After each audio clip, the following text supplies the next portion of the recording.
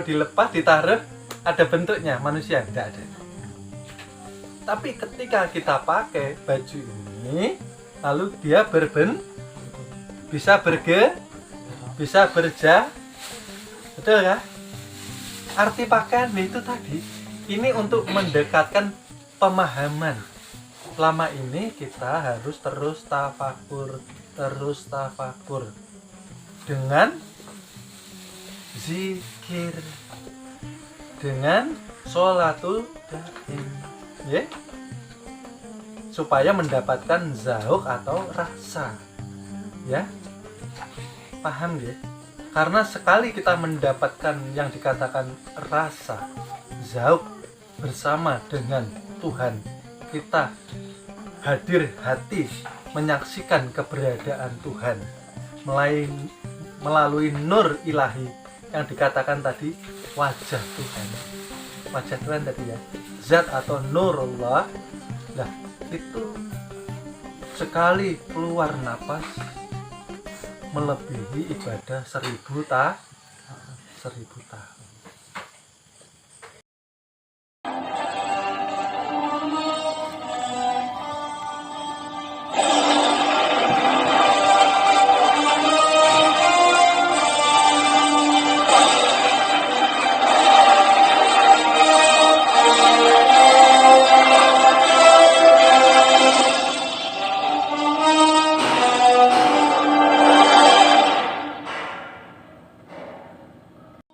Kita sesungguhnya sudah mengenal Tuhan.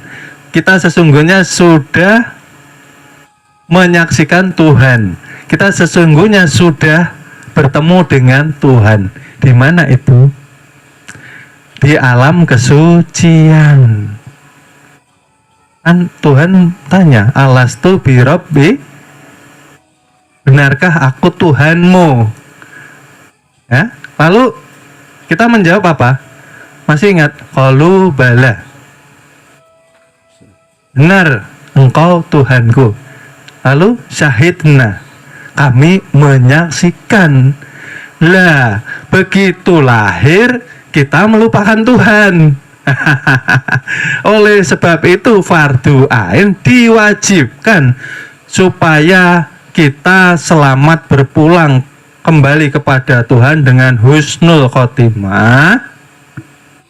Maka carilah ilmu yang menerangkan akan jati dirimu dan Tuhanmu. Itulah dikatakan mengenal diri. Dengan mengenal diri maka akan mengenal Tuhanmu. Itulah ma'rifatullah, supaya engkau beradab kepada Tuhanmu. Karena Tuhan sudah menyindir nih di dalam Al-Quran, menyindir kepada manusia. Bukankah engkau sudah saksikan awal mula terjadinya manusia dari setetes air mani lalu menjadi darah, lalu menjadi ditambahi dengan tulang, lalu dibungkus dengan daging. Siapa yang membentuk? Ayah atau ibu? Enggak. Yang mampu mewujudkan ialah Tuhan. Lalu menjadi manusia, lahir ke dunia. Tapi sayang, mereka kebanyakan menjadi musuhku, kata Tuhan. Kenapa menjadi musuh Tuhan? Karena mereka melupakan Tuhan, tidak lagi mengenal Tuhan, tidak lagi merasa bersama Tuhan. Akhirnya kesadarannya itu manusia terpisah dengan Tuhannya. Manusia di bumi, Tuhan di aras. Nah, bayangannya aras itu di atas langit dan nah, ini yang perlu dibahas. Kalau terpisah, bagaimana manusia ini bisa hidup? Lah, bukankah manusia ini dalam liputan Tuhan?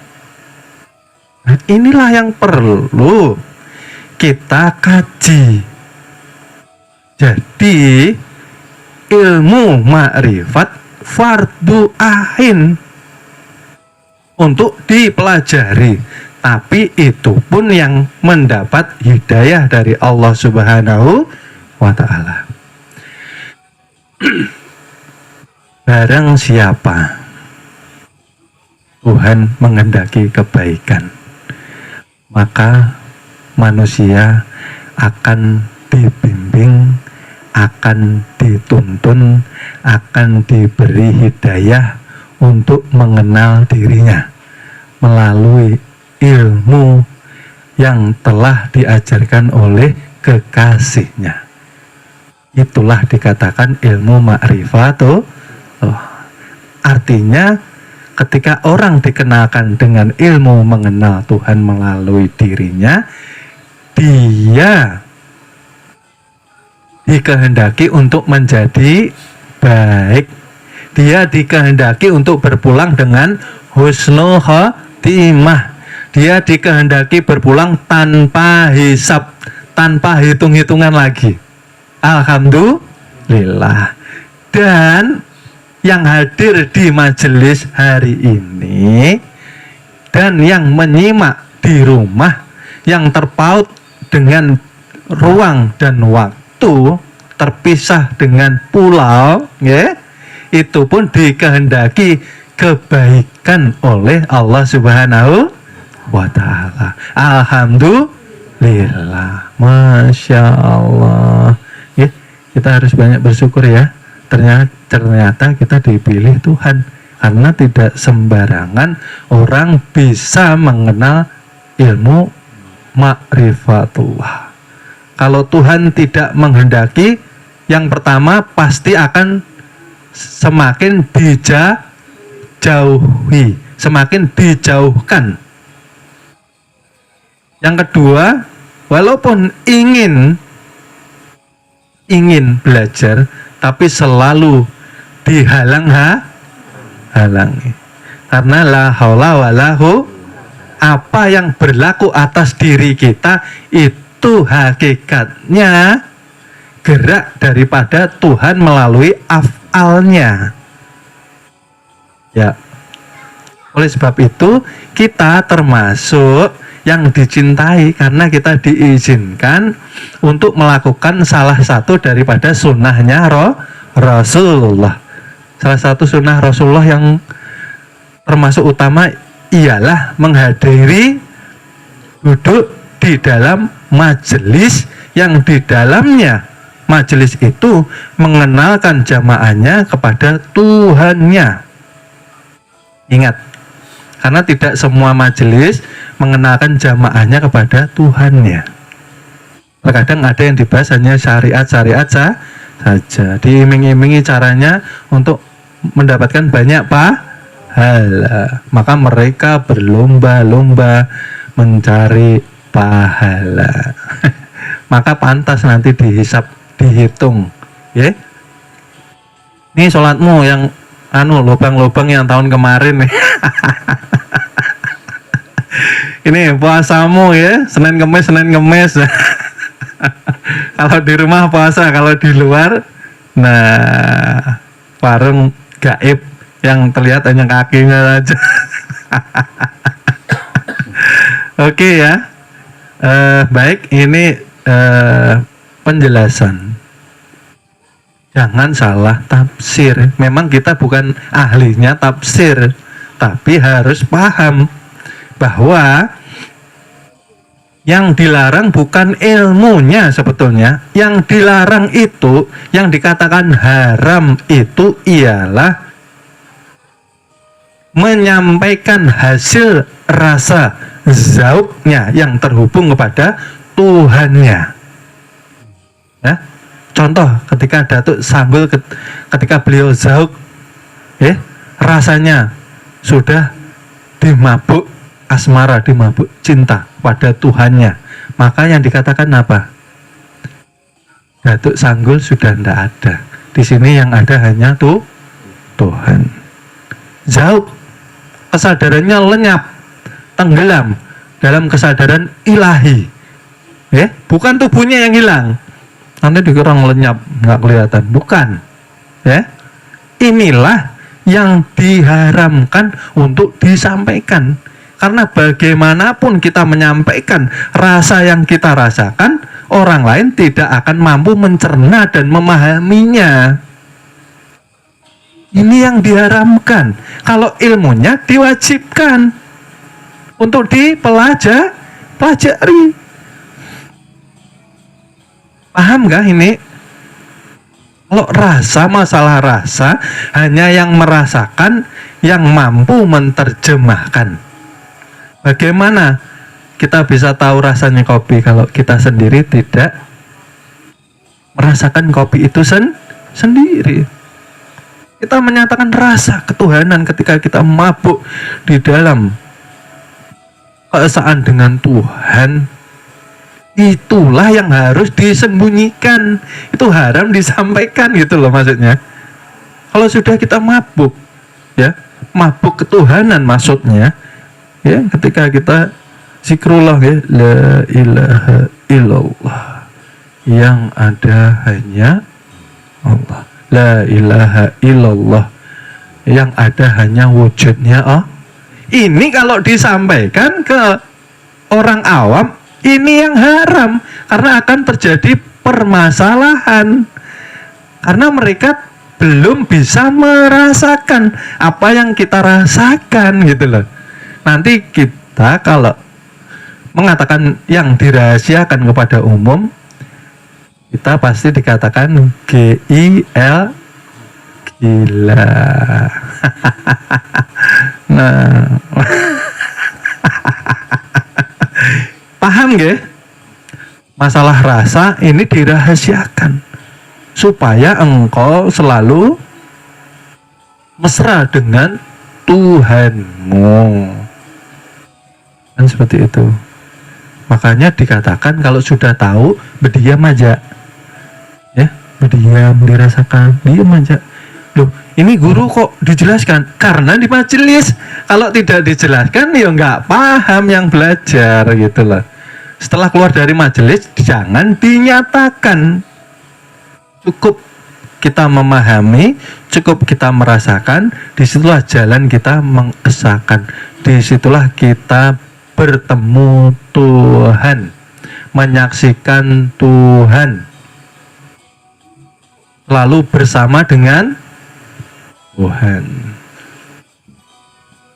Maka setiap sholat bersahadat, asyhadu alla ilaha illallah wa asyhadu anna Muhammad Rasul.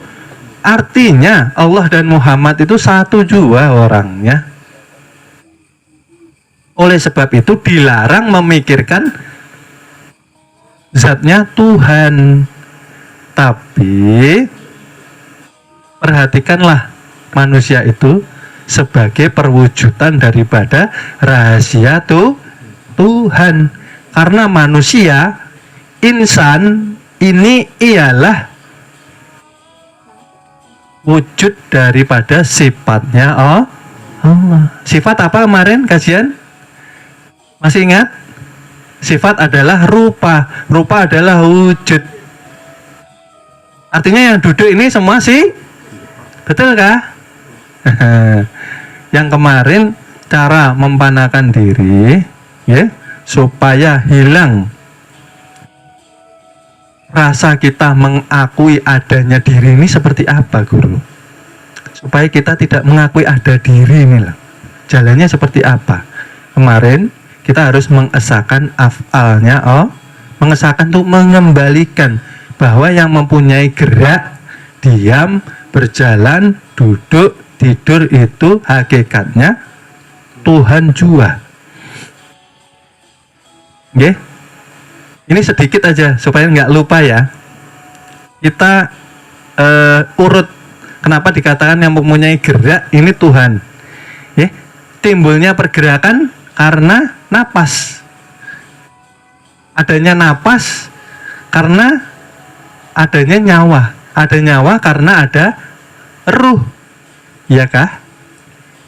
Adanya ruh karena adanya Nur Muhammad. adanya Nur Muhammad? Karena adanya Nurullah. Ya, kita tarik ke belakang. Lah, Nurullah ini esa dengan tuh. Karena kalau terputus koneksinya, manusia tidak akan bisa bergerak.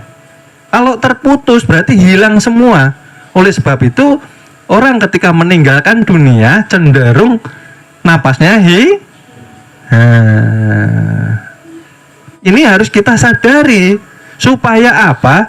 Kita beradab dengan Tuhan kita, gitu loh. Supaya kita selalu berhati-hati bertindak dan berbuat. Karena Tuhan mempunyai hukum. Dikatakan hukum Tuhan. Ya. Kalau kita berbuat yang tidak baik, artinya kita menebar benih untuk kecelakaan kita sendiri. Menebar benih yang tidak baik, artinya kita berkhianat dengan amanah yang sudah Tuhan berikan kepada kita. Bukankah yang dikatakan manusia atau insan itu hanya dua saja? Ya, dikatakan dua apa? Ia hanya bersaksi. Tiap sholatlah bersaksi kan? Ya. Asyhadu alla ilaha illallah wa asyhadu anna Muhammad Rasulullah. Satu menunjuk ke maha ruang, yang tiga menunjuk kepada diri. Tiga itu kan tiga nama suci. Ya.